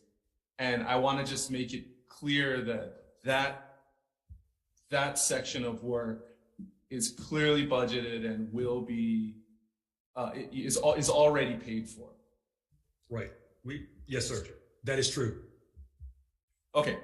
And so as a follow-up to that, because I'm going off of the phases, the third phase was the execution phase that you highlighted would take approximately 17 months, in part due to what you're seeing are supply chain constraints. But what I thought I heard was a significant part of that would be the actual procurement of the work to facilitate defueling. Am I understanding that correctly? There will be some of the, it'll kind of bleed over from phase 2 into phase 3. But all the repair actions will happen during phase 3, during that September to January timeframe, September of 22 to January of 24. So it does seem like at least part of the reason why those two phases are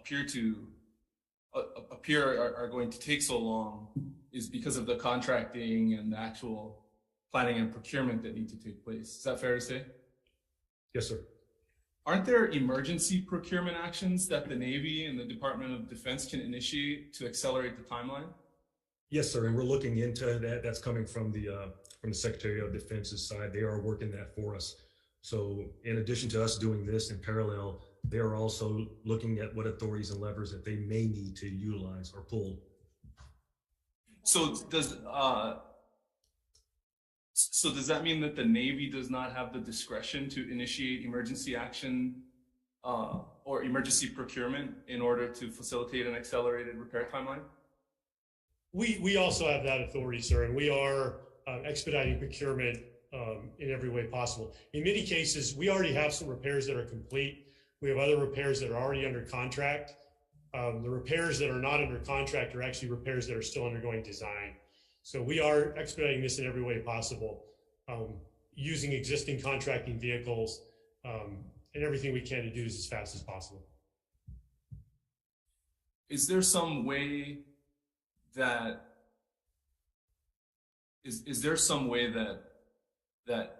that could be validated to give the public assurance that that every emergency step possible within the discretion of the Navy was taken, so that if in fact there were emergency steps that we find out about later that could have accelerated the timeline, that those indeed were steps that were either elected to be taken or not from civilian command in Washington. Does that make sense? Yes, sir. We would welcome, once we have, the remaining work design and in procurement, we would welcome, engagement with regulatory agencies to review our timelines with us. I guess, so then the follow-up would be for Kathy and Director Char in the Department of Health. I do appreciate the comprehensiveness of the facilities assessment and the third-party review that took place. I haven't heard any comment from the department as to the integrity of those reports. The discussion has been more about the timeline of the defueling and the completeness of the plans. So I'm wondering if there's some way, as the Navy has indicated they are open to validate whether, from an operational standpoint, the Navy is going as fast as they say they are going, and there's no other way to go faster. Yeah, we welcome any discussion with the Navy on trying to shorten the time frame to get this to defuel in a safe manner. So I think once we have an opportunity to look at all the reports, we could have that discussion. So maybe an item for I do have with the indulgence of the committees, I do have a few other clarifying questions that hopefully can be addressed really quickly. The first is, there was a brief discussion about just pumping the fuel out of the top of the tanks. And I have heard this question also. Some pumps were used during the response. So can you, in layman's terms, non-engineering terms, can you just explain why that would be so dangerous that it was deemed infeasible before being presented as an alternative? So, sir, if just kind of in layman's terms, if you think about the potential risk of pumping through a portable sump pump through portable hoses over 100 million gallons, and you did some risk analysis of the potential for release in that sort of a, very expeditionary sort of pumping arrangement, the risk analysis, from my estimation would be that would be considered a fairly high risk sort of operation compared to pumping through well-constructed, well-engineered distribution system that has been assessed. Just the risk profile between those two options is going to be such that, again, we would be willing to have this discussion with the Department of Health and other regulatory agencies. But from my engineering estimation, the risk profile of pumping through a temporary system as compared to a well-constructed system there's a significant differential there. So that's where we come up with the estimation that pumping through the constructed system is a much lower risk than through some expeditionary temporary system. And so, to follow up with Kathy from the Department of Health, what I thought I heard at the beginning of your presentation was that alternatives to defueling were required to be submitted from the Navy as a part of your emergency order. Did I get that correct?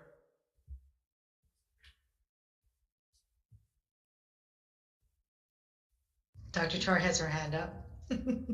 I'm sorry? Libby, do you want to say something?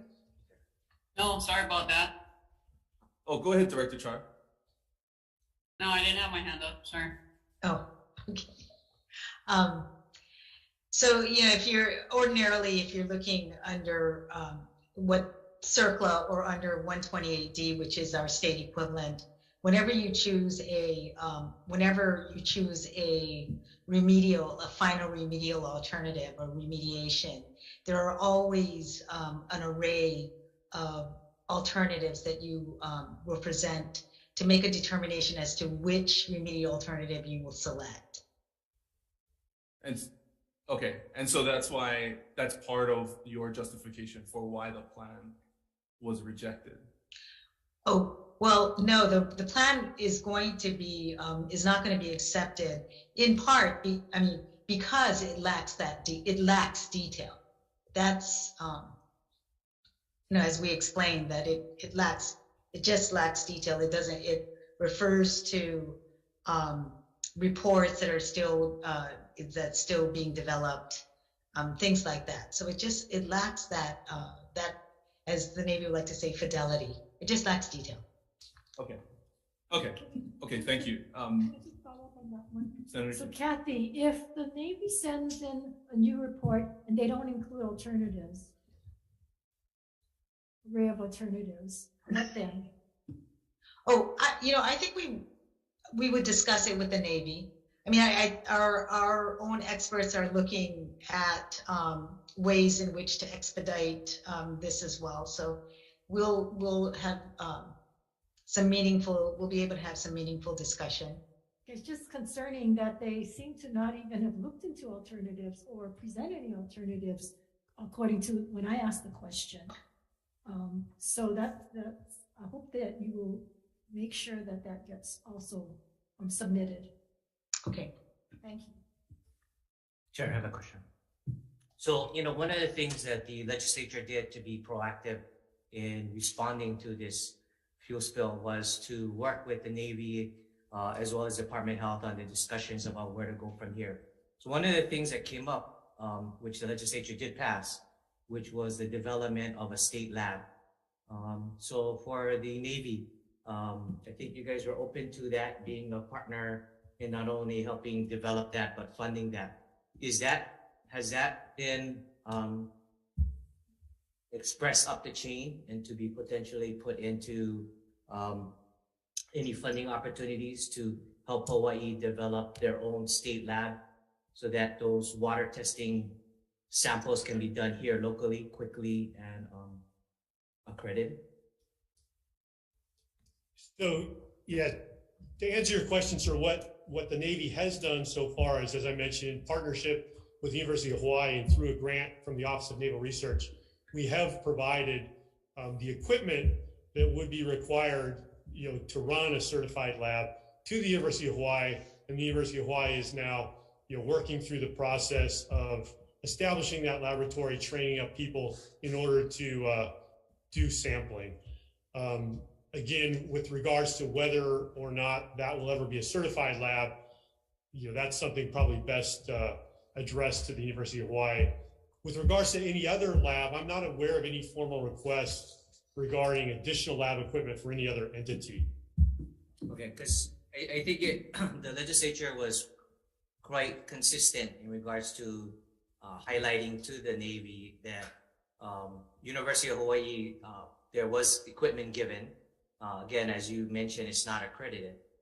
However, the University of Hawaii is not the Department of Health, right? Which this site, this lab, can look not only at water contamination, but soil, aerial contamination, and other substances to be addressed as a way to protect the people of Hawaii. So my understanding was, I thought that was, clear that the equipment given through that process to University of Hawaii was a good first step. However, since those samples can't be used to validate the safety of the water, that we're still basically at the situation of not having a certified level lab, to protect the people of Hawaii. So what is the next step for the Navy to ensure that there's an accredited lab within the state of Hawaii?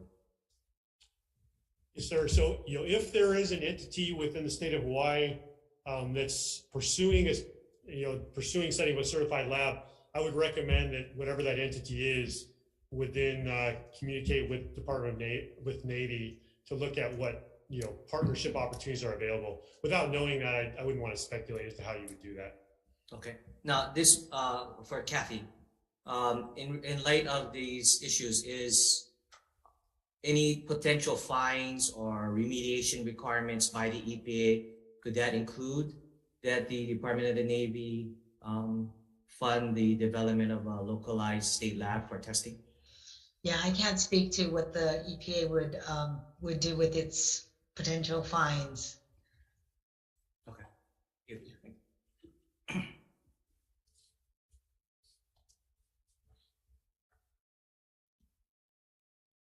much. I have a clarifying question for the Navy, specifically about the lava tube that you folks had just found. Where is it specifically? And can you tell us how big it is and how much fuel is estimated to have gone through it? Yes, ma'am. Let's see here if I had some notes on this. So there is a lava tube. It was documented, my understanding, since the 1940s in something called the Stearns Report. And it was included in a diagram shared in 10 December at the Aquaculture Recovery Focus Group, as I understand it. The lava tube is not a threat for the spread of gross contamination. It's in a consistently submerged portion of the development tunnel, hundreds of feet from the exposed water surface where floating fuel was observed. So the natural flow direction of groundwater in the tunnel is away from this lava tube, and the pumping to create a capture zone additionally pulls away from this lava tube. So in summary, the lava tube has been well known, historically. It may not be true currently, but all of our estimation is that it is not any contributor to the spread of contamination. Thank you. Thank you, Chair.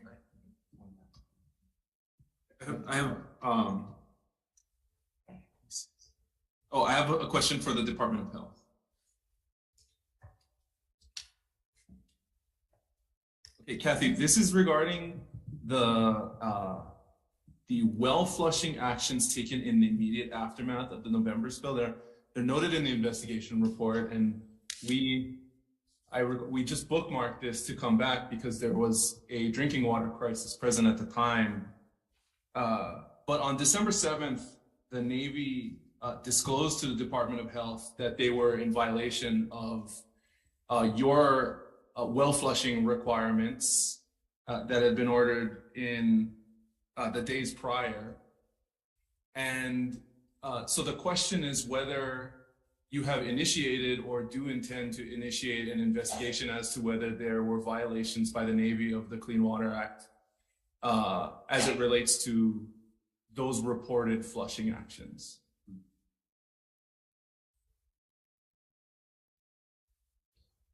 Yeah, Mike Miyahiro from the Safe Drinking Water Branch is online. Mike, do you Do you know, do you have an update on whether there was any disclosure of the flushing plan, of the flushing? No, I don't, but that would be under the jurisdiction of our clean water branch, and I can certainly follow up on that issue. Thank you. That would be nice, and I would ask that you. We'll report back. Thank you. Thank you.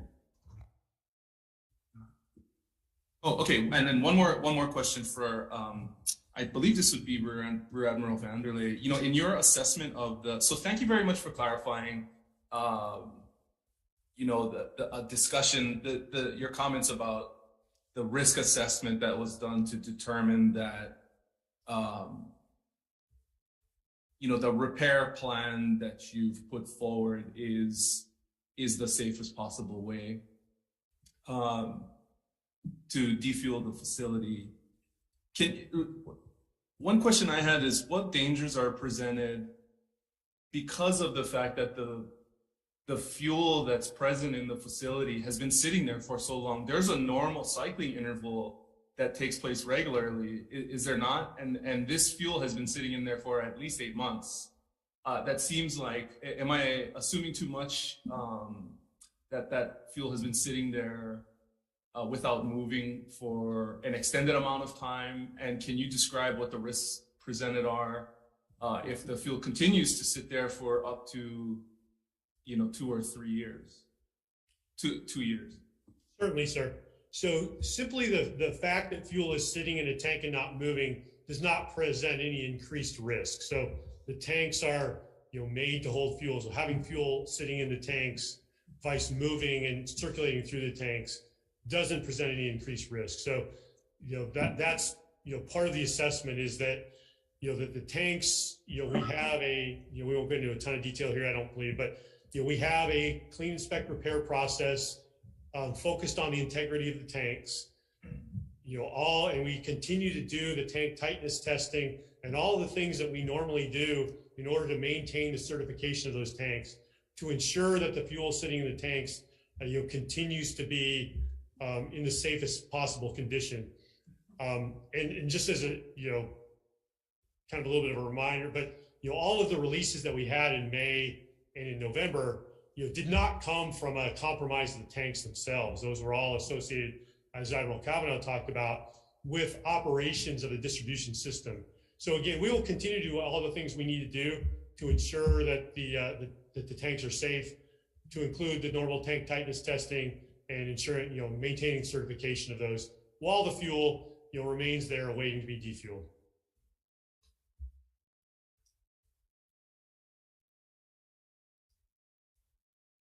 I guess that's, I guess we can move on there.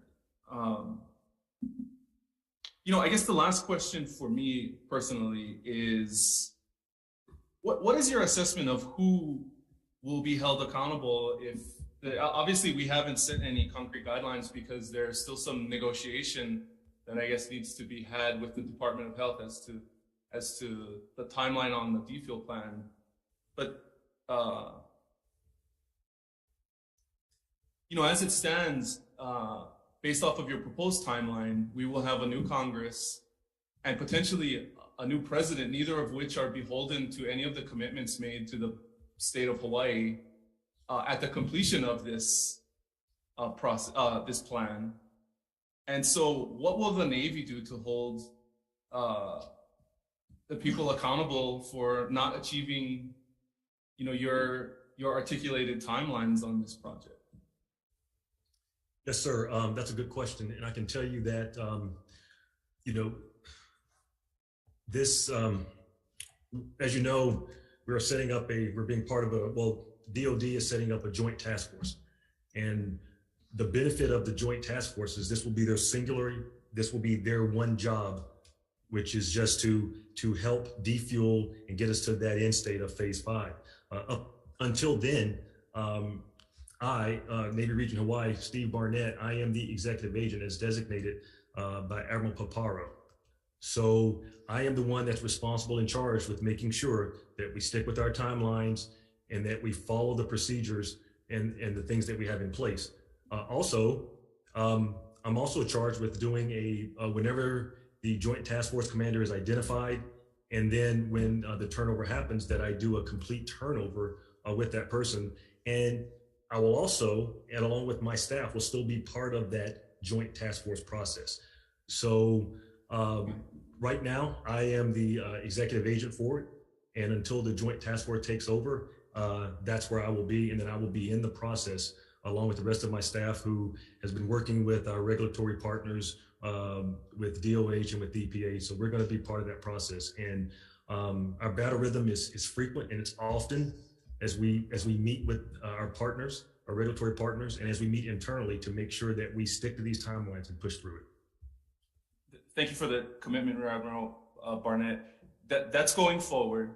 To date, there were a number of failures that were identified at the leadership level all the way down through as a result of the investigation. Have you completed any sort of enforcement or accountability actions against Navy personnel associated with the failures highlighted in the investigation? Yeah, so Admiral Cavanaugh, U.S. Fleet Forces Command, has been designated as the disposition authority, but we can't discuss any accountability actions beyond that. So if actions are, so we won't know if actions are taken or not. I can't discuss them at this point. No. Would it be possible for the Navy to provide some clarification as to whether we could be apprised of any actions at some time certain in the future, or whether it's the position of the Navy not to disclose any actions taken?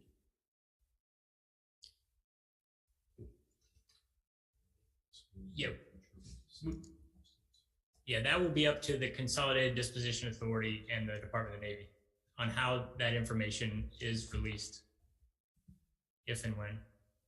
But at this point, it would be premature to talk about that. Do you have an assessment of when it would be appropriate to talk about it? I don't have a timeline for the actions of the Consolidated Disposition Authority. No. Well, I'm glad that going forward, if there are actions that need to be taken for accountability on the plan, that we can look to Rear Admiral Barnett. Thank you.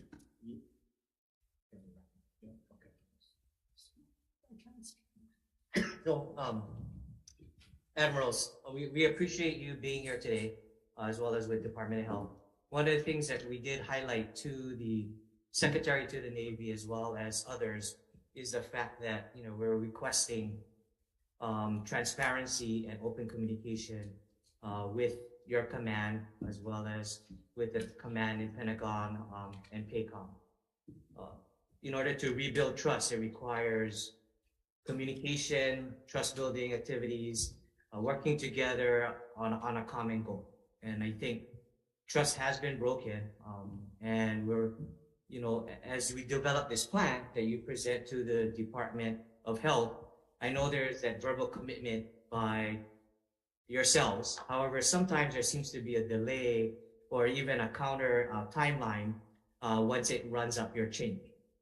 Initially, just months ago, there was a sense that this might take 12 months, and now we're moving on to 24 plus months potentiality, right, for the actual defueling. So, one of the things that, we appreciate the sentiments of the Navy and your commitment to making it right. And so, we're looking at your guys' leadership and your commitment and your word to the people of Hawaii that you'll continue to work with full commitment on developing a detailed plan that can get approved by Department of Health. And then the people of Hawaii can have something to account for in regards to your process through the remediation and then eventual shutdown of this facility. Any final comments? Admirals, I'd like to thank you very much for making yourselves available. I do acknowledge that this is the Hawaii State Legislature. We do not have oversight authority or jurisdiction over you or the United States Navy, and the fact that you've come here voluntarily to present and to answer questions, I think is very admirable and shows in a lot of ways your willingness to continue to have an open dialogue with the public and with the legislature. So I would like to convey my sincere appreciation and gratitude to the three of you, especially for coming and making yourselves available and presenting, and also to the Department of Health and the Board of Water Supply for making yourselves available as well. Members, if you have any other follow-up questions, then you can please direct it to the chairs, and we will try and facilitate that going forward. And on that note, thank you very much. This briefing is adjourned. Hello.